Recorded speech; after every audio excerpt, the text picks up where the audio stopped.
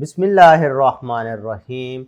Assalamu alaikum dear students. Welcome to AZ International Publishing House. Today we are going to study Mathematics Grade 3, Unit number 6, and Unit number 6 is about Geometry. Today our topic is 3-dimensional objects. तो प्यारे बच्चों 3-dimensional objects क्या हैं? आप थोड़ा बहुत इनसे familiar भी हैं, इन्हें थोड़ा सा डिटेल में डिस्कस करेंगे। 3-dimensional ऑब्जेक्ट प्यारे बच्चों ऐसे ऑब्जेक्ट्स को कहते हैं जिनको आप हाथ में ले सकते हैं, जिनको आप छू सकते हैं, देख सकते हैं, महसूस कर सकते हैं। भाई मिसाल देखो, आपके पास घर में टिश्यू बॉक्स वगैरह देखते हो, गिफ्ट बॉक्स देखते हो, ठीक है।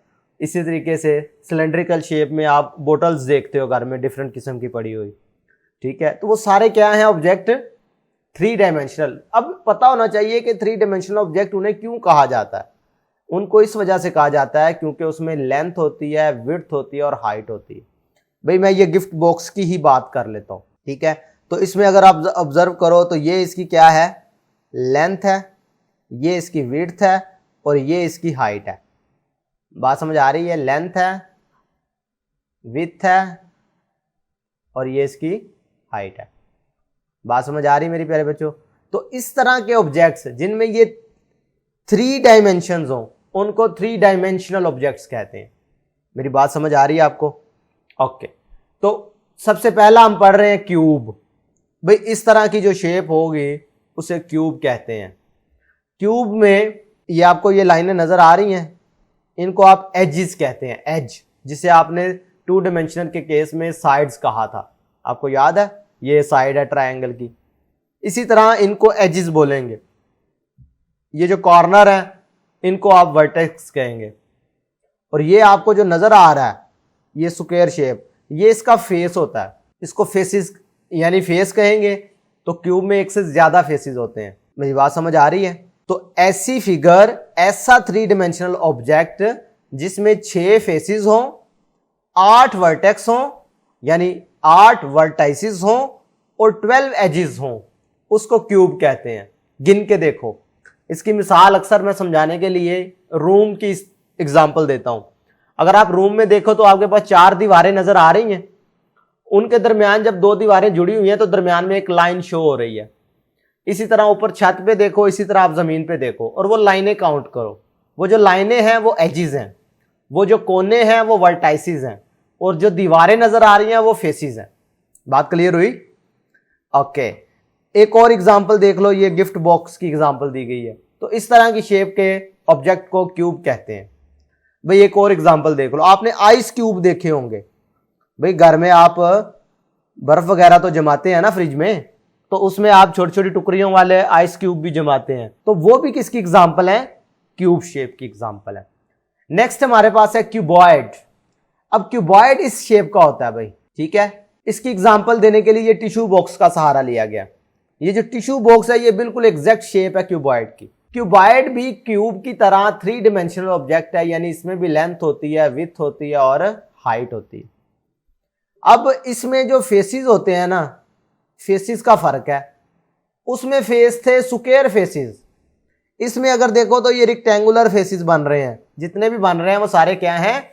रेक्टेंगुलर फेसिस हैं। इसके 6 ही फेसिस देखो, 1 2 3 4, ये ऊपर वाली छत 5 और ये नीचे वाली बॉटम 6। 6 फेसिस हैं, 8 वर्टाइसिस हैं। कोने गिन लो जी, 1 2 3 4 5 6 7 8, 8 वर्टाइसिस हैं। 12 एजेस की बात करो तो ये काउंट कर लो, 4 ये नीचे बॉटम वाले, 4 ये वाले लगा लो, 4 और 3 7 हो गए, 8 9 10 11 12। बात समझ आ रही है? तो ये आप टिश्यू बॉक्स की साइडें भी, कॉर्नर भी, ये इनसे भी आपको जजमेंट कर सकते हैं क्यूबॉइड शेप क्या होती है। नेक्स्ट शेप है हमारे पास पायरामिड। पायरामिड प्यारे बच्चों, ये आपने मिस्र की पायरामिड्स के बारे में सुना होगा। पायरामिड इस शेप की होती है। पायरामिड में ये नीचे वाली जो शेप है ना, ये स्क्वायर शेप है। ये इधर बाज़ दफ़ा आप देखोगे जब आप बड़ी क्लासेस में चले जाओगे तो इधर डिफरेंट बेसिस आ सकती हैं, ये बेस कहलाती है, ठीक है। इधर बेसिस, अब इधर स्क्वायर शेप बेस आ रही है, कभी आप ट्रायंगल शेप भी पढ़ोगे, कभी हेक्सागोनल शेप, कभी पैरेललोग्राम वगैरह, यानी कि डिफरेंट किस्म की शेप्स आएंगी और वो फिर पिरामिड की टाइप भी बदल जाएगी। लेकिन इधर आपने अभी आपका बिल्कुल बेसिक लेवल है, आप इसे सीखने की कोशिश करें कि इसका जो निचला फेस है ना, जिसे बेस कहते हैं, वो स्क्वायर शेप है। वो कौन सी शेप का है? स्क्वायर शेप का। और बकाया जो इसके 4 फेसेस है ना, 1 2 3 4, ये चारों कौन से हैं? ट्रायंगुलर शेप के। भाई अगर मैं इसको खोल के दिखाऊं ना, ये कुछ इस तरह का बनेगा। ये नीचे स्क्वायर शेप है, इसका ये वाला हिस्सा भी ट्रायंगल है, ये वाला हिस्सा भी ट्रायंगल है, ये वाला हिस्सा भी ट्रायंगल है और ये वाला हिस्सा भी ट्रायंगल है। इनको जब आपस में यहां से यहां जोड़ो, यहां से यहां जोड़ो, तो ये हमारे पास पिरामिड की शेप बन जाएगी। तो पिरामिड में पता चला कि 5 फेसेस होते हैं, जिनमें 4 ट्रायंगल वाले हैं और 1 स्क्वायर वाला। 5 इसके वर्टेक्स हैं, वर्टाइसिस जमा होता है वर्टेक्स का। तो ये गिन लो, 1 2, ये वाला कोना 3, ये वाला कोना 4 और ये लास्ट वाला जो इंपॉर्टेंट कोना 5। इट हैज 8 एजेस, भी 8 साइडें होती हैं, ये गिन लो इसकी। ठीक है, इनको गिनती करो तो ये 8 साइडें, 4 तो नीचे स्क्वायर वाली लगा लो और 4 ही ऊपर ये जिनकी मदद से ट्रायंगल्स बनी है। तो ये 8 एजेस हैं टोटल इनके। बात समझ आ रही है? ये नीचे आपके पास कीप इन माइंड में बड़ी प्यारी इंफॉर्मेशन लिखी हुई है कि क्यूब और क्यूबाइड में क्या फर्क होता है, ये मैं पीछे समझा चुका हूं। तो अब हम अपनी प्रैक्टिस सेक्शन पर आ गए। इसका क्वेश्चन नंबर 2 देखें, draw line of symmetry to show the reflective symmetry. तो प्यारे बच्चों, ये रिफ्लेक्टिव सिमेट्री के बारे में आप लोगों को पता है, पहले भी हम पढ़ चुके हैं। अब हमारी प्रैक्टिस सेक्शन में ये क्वेश्चन आ गए हैं, कोई मसला नहीं। पहले हम इसको सोल्व कर लेते हैं, फिर आज के टॉपिक से रिलेटेड जो एक्सरसाइज का हिस्सा है उसे भी हम सॉल्व करते हैं। लाइन ऑफ सिमेट्री आप लोगों को पता है कि ऐसी लाइन होती है जो किसी भी शेप को उसके मिड में 2 हिस्सों में तकसीम कर दे। तो इसकी ये लाइन ऑफ सिमेट्री, ये भी हो सकती थी, ठीक है, ये भी हो सकती थी। यानी लेनी वो है जो इसको दरमियान में बिल्कुल 2 हिस्सों में तकसीम कर दे, लेकिन एक ही लेनी है। ठीक है, इसी तरीके से अगर इस रेक्टेंगल की बात करो तो ये ड्रा कर दी मैंने, बिल्कुल मिड में से पास करनी चाहिए। अब इसकी लाइन ऑफ सिमेट्री ये नहीं हो सकती क्योंकि ये 2 बराबर हिस्सों में तकसीम नहीं करेगी। मेरी बात समझ आ रही है? तो लिहाजा इसकी लाइन ऑफ सिमेट्री सिर्फ और सिर्फ एक बनेगी, वो ये है। भाई इसको जब फ्लिप करोगे इधर तो यही शेप मुकम्मल हो जाएगी। अब इसकी बात करो तो एक तो ये हो सकती है और दूसरी लाइन ऑफ सिमेट्री ये भी हो सकती थी। इसके अलावा अभी कोई लाइन ऑफ सिमेट्री एग्जिस्ट नहीं करती इसमें।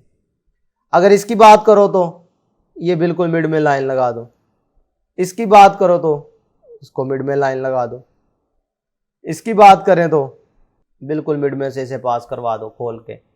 भाई जब आप इसे देखते हो सीजर को, तो इसको ओपन करो तो दोनों एक जैसे ही हिस्से होते हैं ना, ठीक है, तो उनके मिड में से लाइन पास करवा दो, ये लाइन ऑफ सिमेट्री होगी। खैर, आज का जो हमारा टॉपिक था उससे रिलेटेड इस प्रैक्टिस सेक्शन का क्वेश्चन बनता है 3, match the object with their correct shape. भाई ये देखो, ये तो हमें देखते ही पता चल गया कि एहराम मिस्र की तस्वीर लगी हुई है, यानी पिरामिड्स की, तो पिरामिड के साथ मैच होगी। अब ये शेप देखो, ये ऊपर जो बनने वाली शेप है ये रेक्टेंगल नजर आ रही है ना आपको, तो रेक्टेंगुलर शेप के जिसके फेस होते हैं उसे क्यूबॉइड कहते हैं। और ये गिफ्ट बॉक्स में अगर आप देखो तो ये स्क्वायर शेप है, ठीक है, 6 फेसेस हैं। समझ आ रही है? भाई ये वाली साइड, ये वाली, इसके पीछे वाली और इसके पीछे वाली 4 हो गई, ऊपर वाली 5 और नीचे वाली बेस 6। तो ये हमारे पास स्क्वायर शेप्स में है, तो ये बनेगा क्यूब। बात मेरी क्लियर है? तो प्यारे बच्चों, आपने अब कोशिश ये करनी है, मैं आपको एक टास्क दे रहा हूं, आपने अपने घर में क्यूब शेप, 2 चीजें क्यूब शेप ढूंढनी है, 2 क्यूबॉइड शेप ढूंढनी है और पिरामिड की आपने एग्जाम्पल बनाने की कोशिश करनी है। आपने देखना है कि क्या पिरामिड की एग्जाम्पल भी आपकी रियल लाइफ में कहीं एग्जिस्ट करती है।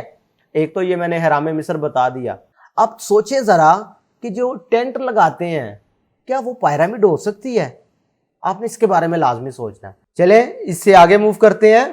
Question number 4, right the number of sides and vertices for the following. अब ये देखो, ये क्यूब है, इसमें नंबर ऑफ साइड्स देखो, भाई एजेस को ही साइड्स कहते हैं ना, तो इसकी कितनी साइड्स हैं? 4 देख लो, ये ऊपर वाली 4 हो गई, नीचे वाली 8 और ये 9 10 11 12, तो ये 12 साइड्स बनती हैं। वर्टाइसेस की बात करो तो 4 ये ऊपर वाले कोने हैं, 4 नीचे वाले, तो टोटल कितने हो गए? 8। क्यूबॉइड में भी सिंपल वही चीज होती है जो क्यूब में होती है, लेकिन फर्क सिर्फ यही होता है इसमें फेसेस जो होते हैं वो रेक्टेंगुलर फेसेस होते हैं और उसमें सारे के सारे फेसेस जो हैं वो स्क्वायर फेसेस होते हैं। इसी तरीके से जब इसमें बात करते हो तो इसके वर्टिसेस पहले काउंट कर लो, 1 2 3 4 5। लो जी, ये वर्टेक्स तो आसान थे। अब साइड्स ढूंढते हैं। ये देख रहे हो 1 2 3 4 5 6 7 8। तो ये हमारे पास टोटल कितनी हो गई? 8 साइड्स हो गई। बात समझ आ रही है? अब ये छोटी सी ग्रुप एक्टिविटी आपको दी गई है, आप लोगों ने मिलकर अपने दोस्तों के साथ इसे लाजमी परफॉर्म करना है। तो प्यारे बच्चों, आज के वीडियो लेक्चर में हमने 3D शेप्स के बारे में यानी 3 डायमेंशनल ऑब्जेक्ट्स के बारे में सीखा, उससे रिलेटेड रियल लाइफ ऑब्जेक्ट्स देखे।